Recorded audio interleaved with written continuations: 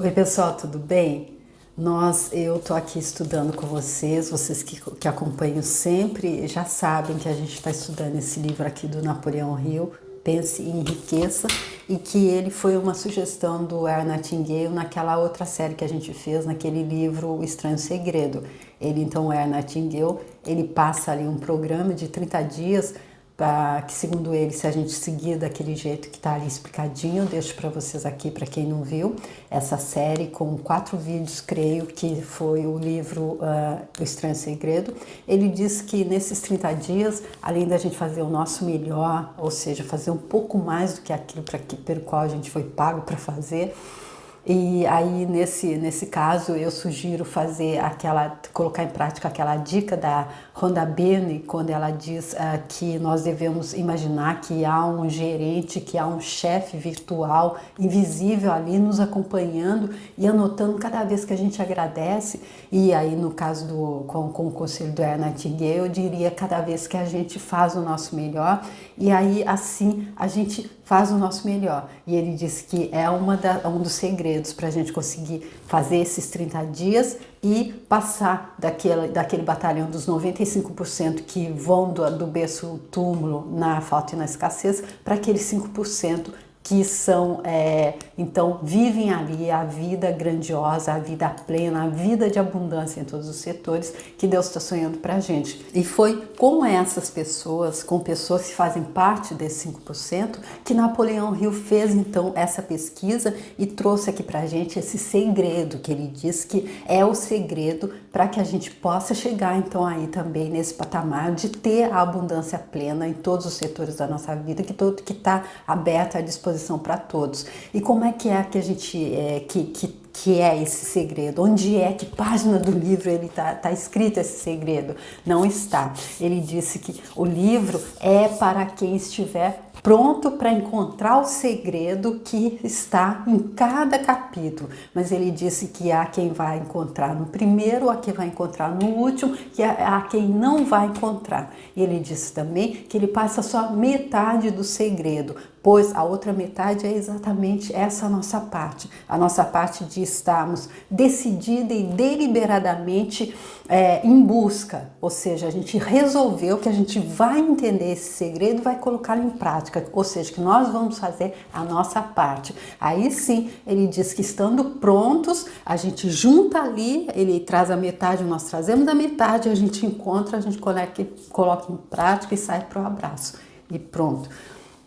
Então, desse jeito, preparados dessa forma, então, no último capítulo, no último bloco, aqui das partes que ele está passando, com os exemplos de determinação. Nesse ponto aqui ele está trazendo exemplo de determinação, que ele diz que há que se ter um desejo e se ter um propósito definido e ficar determinado ali. Então esse exemplo que ele passou no último vídeo foi do próprio filho dele, que nasceu sem orelhas, nasceu surdo, e ele e a mãe do menino, determinados, decidiram que ele não seria uma pessoa surda, nem colocaram em escola de surdos, não deixou que ele aprendesse linguagem dos sinais, porque ele iria a poder ouvir. E isso aconteceu. E ele começou então a ajudar outras pessoas surdas com o mesmo problema dele. Ou seja, ele pegou o limão que a vida ofereceu para ele e não espremeu nos olhos, fez uma limonada. Vamos continuar então aqui. Esse nosso próximo subtítulo é Desejo produz mágica para uma cantora. Um curto parágrafo num despacho de jornal referente a Madame Schumann-Heike fornece-nos a pista para o sucesso estupendo como cantora dessa mulher incomum. Cito o parágrafo porque a pista que contém não é senão o desejo. No começo da carreira, Madame Schumann-Heike visitou o diretor da ópera da corte de Viena para que ele testasse a voz, mas ele não o fez. Após um olhar à moça mal vestida e tímida, exclamou não muito gentilmente: com esse rosto e sem nenhuma personalidade, como pode esperar vencer na ópera? Minha filha, desista da ideia. Compre uma máquina de costura e vá trabalhar. Você nunca poderá ser cantora. Nunca é um longo tempo. O diretor da ópera da corte de Viena conhecia bem a técnica do canto, mas conhecia bem pouco o poder do desejo, quando assume as proporções de uma obsessão. Se tivesse conhecido melhor esse poder, não teria cometido o erro de condenar um gênio sem dar-lhe uma oportunidade. Há muitos anos, um dos meus sócios comerciais adoeceu. Piorou com o decorrer do tempo até que, afinal, foi levado ao hospital para ser operado. O médico avisou-me de que pouca ou nenhuma chance haveria de vê-lo vivo novamente. Essa era a opinião do médico, porém não era a opinião do paciente. Antes de ser levado para a mesa, sussurrou fracamente: "Não se incomode, chefe, sairei daqui em alguns dias." A enfermeira de serviço olhou-me penalizada, mas o paciente se salvou. Depois que tudo terminou, o médico afirmou: só o desejo dele de viver que o salvou. Nunca teria aguentado se não se tivesse recusado a aceitar a possibilidade da morte. Olha, gente, eu vi isso ali no livro do Conversando com Deus, do Neil Walsh. Ele diz que a nossa alma, ela pode, se a gente estiver ali tão desejoso ainda de continuar, chegou o momento, mais ou menos assim, de voltar, mas a gente ainda quer ficar muito, a alma pode dizer: ah, tá bom, vamos ficar mais um pouquinho. Mas e ao contrário também, se a gente joga a toalha, não chega, não, aí tá bom, não, vamos embora. Então é mais ou menos isso que ele está dizendo aqui. Só o desejo dele de viver que o salvou. Acredito no poder do desejo, apoiado pela fé, porque vi esse poder erguer homens de origem obscura a posições de riqueza e poder. Já o vi roubar a sepultura da vítima. Vi-o servindo de meio para que homens ensaiassem a volta após derrotas em centenas de maneiras diferentes. Vi-o permitir ao meu filho uma vida normal, feliz e bem-sucedida, apesar da natureza tê-lo mandado ao mundo sem orelhas. Como se pode subjugar e utilizar o poder do desejo? Isso foi respondido através desse e dos capítulos subsequentes do livro. Através de um princípio estranho e poderoso de química mental, jamais divulgado, a natureza envolve no impulso do desejo forte aquele algo que não reconhece palavras como impossível e não aceita realidade como a derrota. Olha aí, gente, através de um princípio estranho e poderoso de química mental, jamais divulgado. Então, olha aqui, trazendo aí mais um segredinho, química mental, ou seja, tudo começa no pensamento. Então, que produz esse desejo forte, aquele algo que não reconhece palavras como impossível. Ou seja, se a gente acreditar que é possível, acontece. Pontos a fixar. Quando o desejo converge grandes forças para a vitória dele, você não precisa de nenhum modo recuar, a vitória é certa. 6 passos definidos aqui mostrados transformam o desejo em ouro. Para Andrew Carnegie, esses princípios valem 100 milhões. O desejo constrói nova vitória da derrota temporária. Foi o desejo que construiu uma das maiores lojas de departamento do mundo, literalmente sobre cinzas. Um menino sem orelhas aprendeu a ouvir. Uma mulher sem possibilidades tornou-se grande cantora de ópera. Um homem doente, que os médicos pensavam que morreria, conseguiu se salvar. Desejo foi a força que auxiliou essas pessoas por alguma estranha, mas natural química mental. Não há limitações à mente, exceto as que admitimos. Ou seja, aqui então ele traz os pontos a fixar dessa parte que ele então veio aí nos mostrar o desejo ardente, como é que ele funciona. Todos esses exemplos então que ele trouxe aqui para o desejo ardente, que é o passo número 1. E aqui ele vai nos falar do passo número 2, que é em direção à riqueza, fé e confiança. que é o passo número 2. Fé dirigida torna todo o pensamento palpitante de poder. Você pode erguer-se a alturas ilimitadas, impelido pela força ascendente da sua poderosa e nova autoconfiança. Você pode erguer-se a alturas ilimitadas, impelido pela autoconfiança. Enquanto que o contrário da autoconfiança, que é a dúvida, que é o medo, pode nos jogar ali no fundo, realmente no fundo, que nos leva à depressão e nos leva a perder essa oportunidade. A fé é o químico-chefe da mente.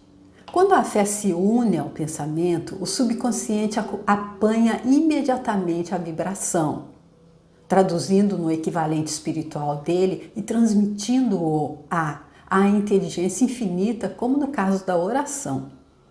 As emoções da fé, do amor e do sexo são as mais poderosas de todas as principais emoções positivas.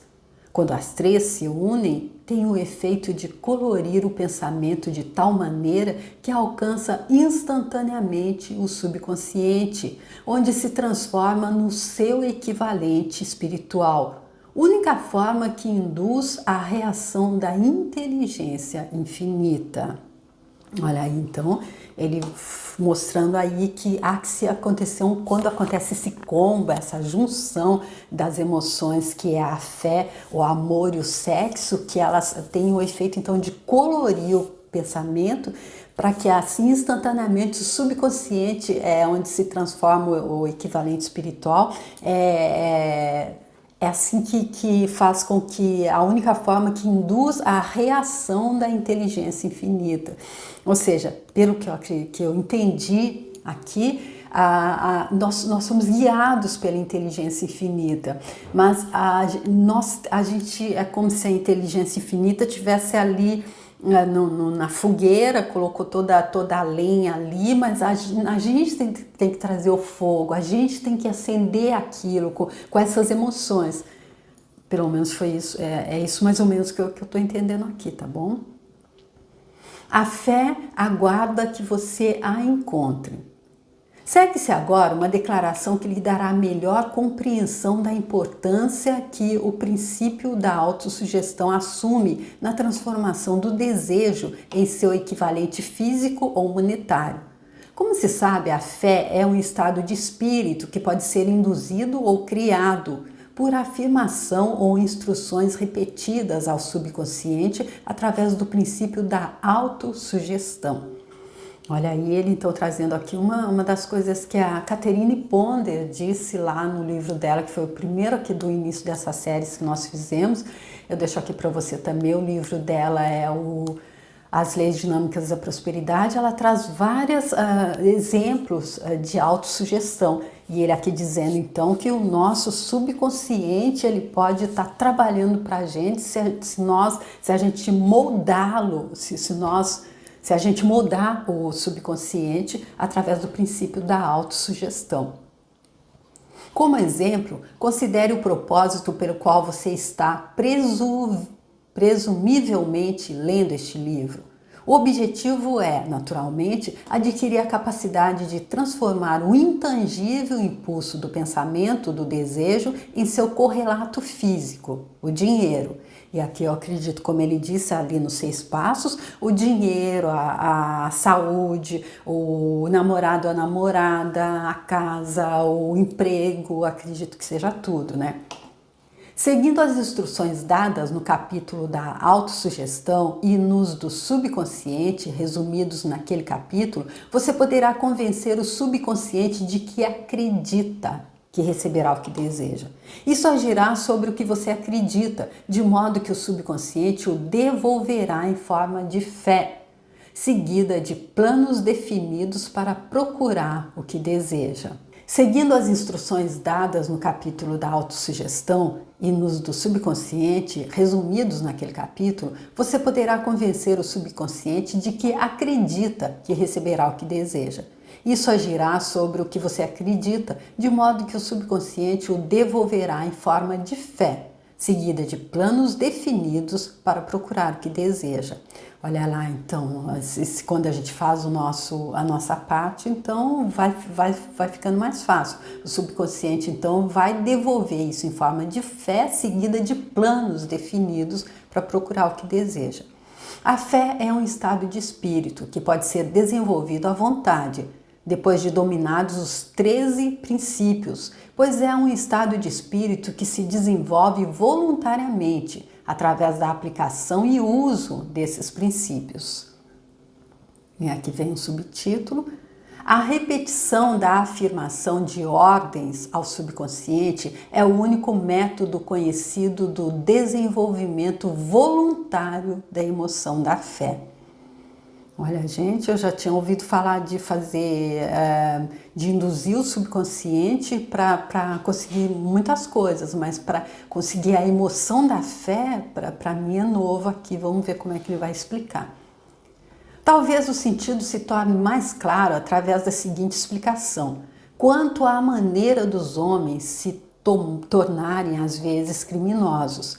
Nas palavras de famosos criminologistas, quando o homem entra em contato pela primeira vez com o crime, tem-lhe horror.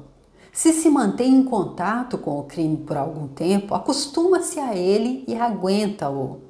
Se ficar muito tempo em contato com o crime, acaba abraçando-o e se torna influenciado por ele. Olha que bem interessante isso que ele está dizendo, né? Tudo é repetição. Pensamento negativo vai nos fazer criar coisas realmente que a gente não está disposto a viver, mas se a gente repete, ele está dizendo, é isso até com criminosos, a pessoa num instinto, numa hora de raiva, deu um tiro em alguém, é diferente dela continuar, de cada vez ela passar a ser um matador profissional, ela acaba adquirindo gosto, abraçando-o e se torna influenciado por ele. Isso equivale a dizer que qualquer impulso do pensamento que se transmite repetidamente ao consciente é afinal aceito e operado pelo subconsciente, que começa a traduzir o impulso para o equivalente físico, pelo processo mais prático que pode obter. Aí ele explica então como é que a gente pode estar alcançando essa emoção da fé, trabalhando o subconsciente, digamos até, como que fala? Manipulando o subconsciente. Ligado a isso, considere novamente a declaração: todos os pensamentos emocionalizados aos quais se deu sentimento e misturados à fé começam imediatamente a traduzir-se no equivalente físico ou a cópia deles. As emoções ou a parte de sentimento dos pensamentos são os fatores que dão a esses vitalidade, vida e ação. As emoções de fé, amor e sexo, quando misturadas a qualquer impulso de pensamento, dão-lhe ação maior que qualquer dessas emoções por si só. Ou seja, então é uma potencializando a outra. As emoções de fé, amor e sexo separadas, elas não têm tanta força quando elas são juntas ali, para então estar transformando qualquer impulso misturadas ao impulso do pensamento.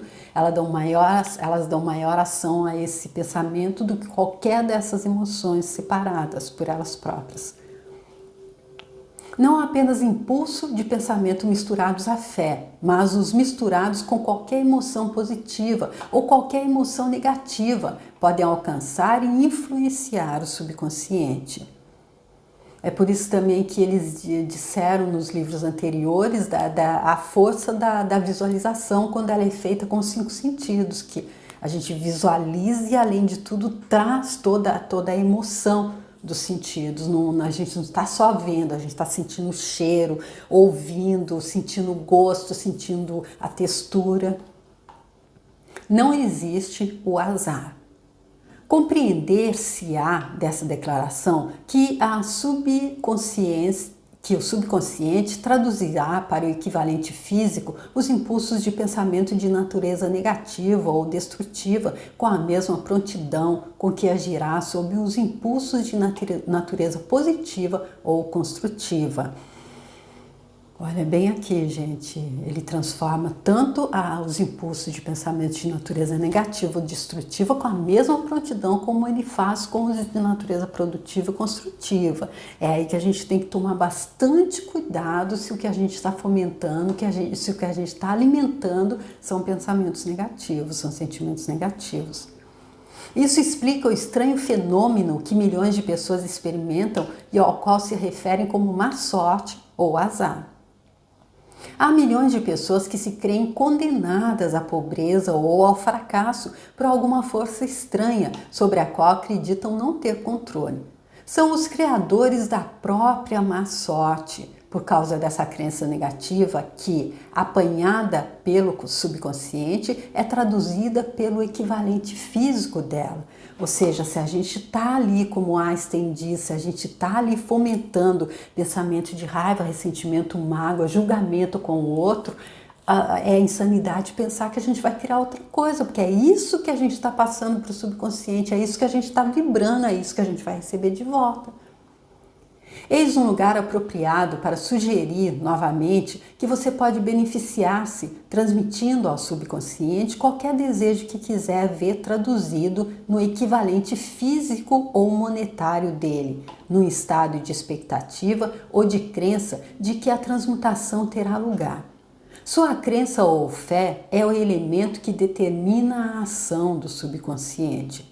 Nada pode impedi-lo de enganar o subconsciente ao dar-lhe instruções através da autossugestão, como eu enganei o subconsciente do meu filho.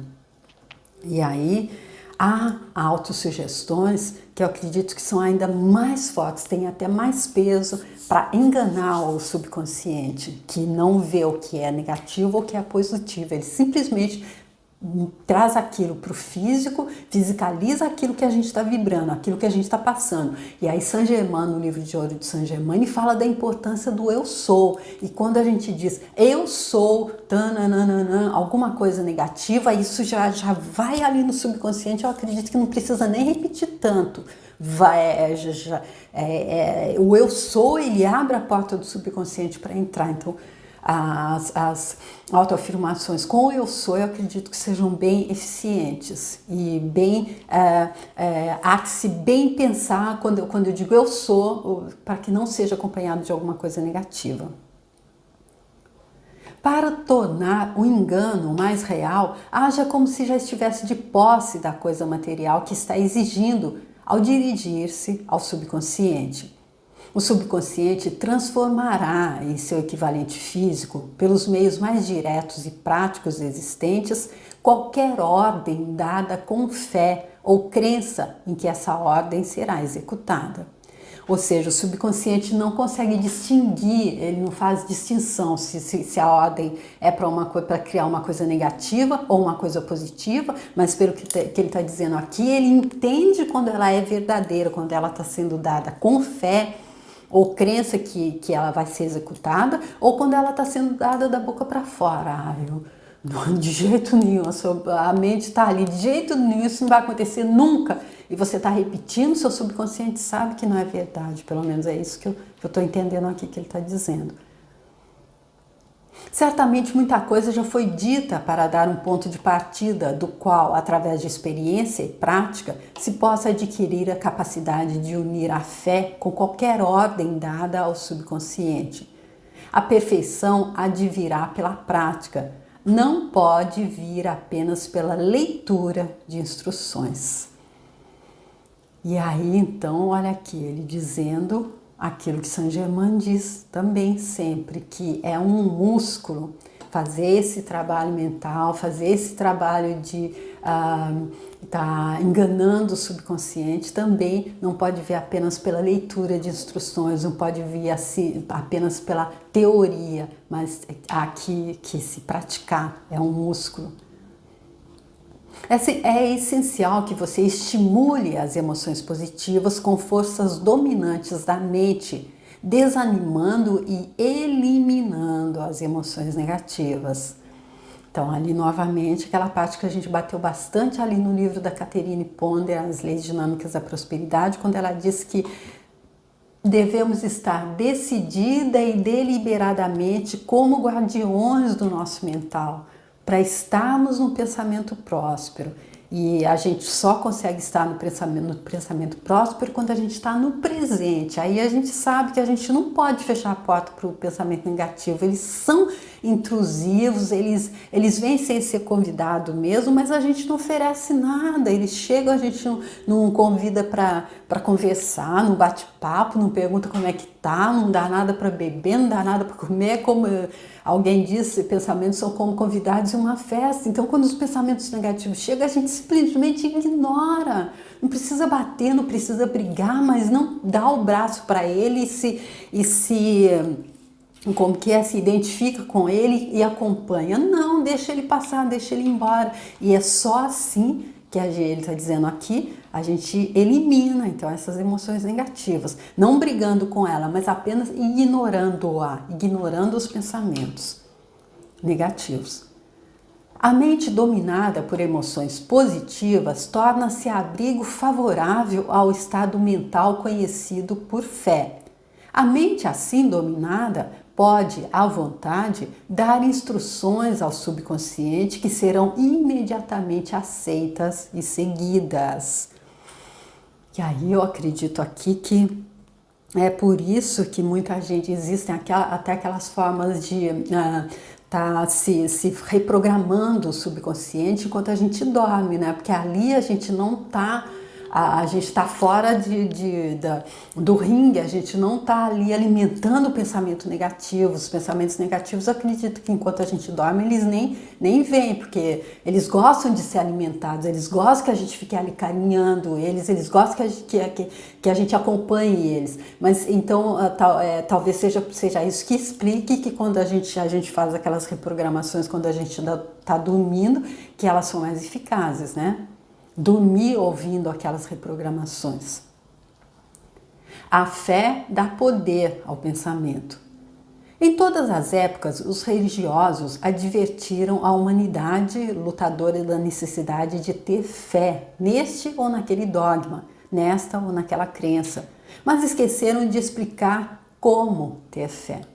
Não afirmaram que a fé é um estado de espírito que pode ser induzido pela autossugestão. Em linguagem acessível a todo ser humano, descreveremos tudo o que se conhece sobre o princípio pelo qual a fé pode ser desenvolvida, onde ainda não existe. Tenha fé em si mesmo, fé no infinito. Fé é o elixir eterno que dá vida, poder e ação ao impulso do pensamento. Fé é o ponto de partida de todo o acúmulo de riquezas. Fé é a base de todos os milagres e todos os mistérios que não podem ser analisados pelas regras da ciência. Fé é o único antídoto do fracasso.